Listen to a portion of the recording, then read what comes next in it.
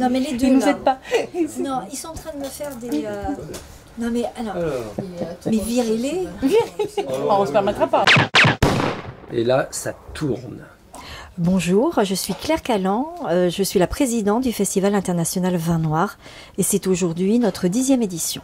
Au départ, donc c'est un festival à taille humaine qui est donc l'association. C'est une association d'une 50, 60, parfois 70 membres qui, pendant des années, n'a proposé que le festival.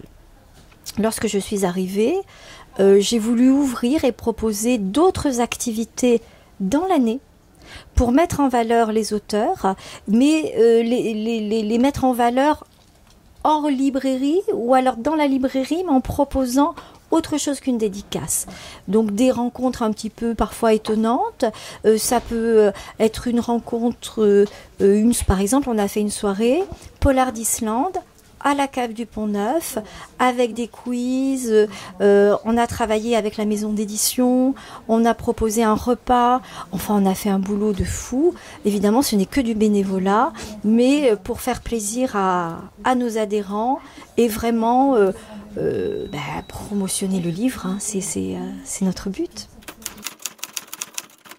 C'est un partenariat, donc ça c'est un partenariat historique, c'est-à-dire que dès que l'association Vin Noir, qui au départ s'appelait les Picrates, a commencé, elle a commencé avec la librairie Page et Plume, donc ça fait 10 ans.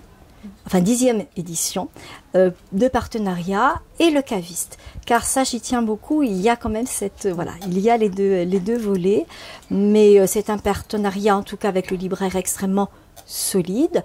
Pour le caviste, ça a été un petit peu plus il y a eu des petits changements, mais là ça s'est stabilisé avec Cyril Texier de la cave du Pont-Neuf et ça fonctionne très bien.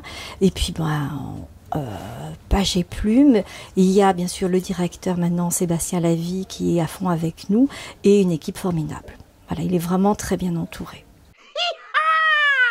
L'une des choses très importantes aussi qu'on a voulu faire dans l'association, parce qu'on a une ambition complètement folle, c'est remettre la bande dessinée dans le festival Vin Noir. Et donc cette année, c'était une très belle année pour cela. Donc nous avons 2 auteurs de bande dessinée.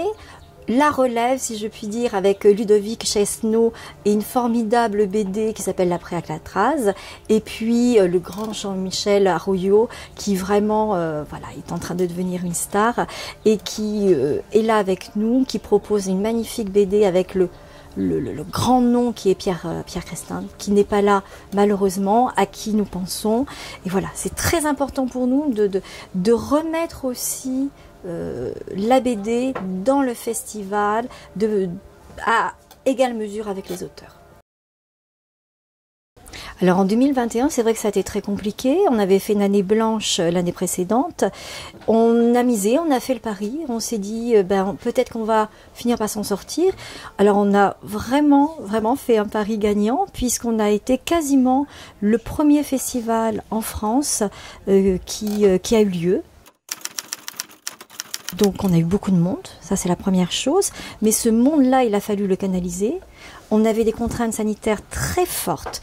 Et là, c'est mon binôme, Yves Claire, qui s'occupe de la logistique, qui a tout sécurisé et qui a refait entièrement le plan du village du Polar, qui a lieu place de la Motte, puisque nous sommes un festival d'extérieur. C'est l'une de nos particularités, avec une vingtaine d'auteurs et de vignerons. Est-ce que le festival, cette année, peut être comparé au festival de 2021? Ça, c'est une véritable question et j'en parlais avec les vignerons. Il y a une baisse cette année. Mais il faut placer le curseur comme il faut. On ne peut pas se comparer à 2021. Il faut se comparer à 2019. Et ça, voilà, il ne faut pas commettre cette erreur-là parce qu'évidemment, 2021 a été une année exceptionnelle pour toutes les raisons dites. À la fois l'enthousiasme, les auteurs, ils étaient mais heureux de revoir du public parce qu'ils avaient faim du public. Les vignerons avaient vu personne non plus. Donc c'était la grande fête. Et puis, il a fait très beau. Le public était quasiment fou. Donc 2021, c'est pas le bon curseur. Là, on va faire le bilan dans quelques mois par rapport au 2019. Et par rapport au 2019, je pense qu'on aura une bonne année.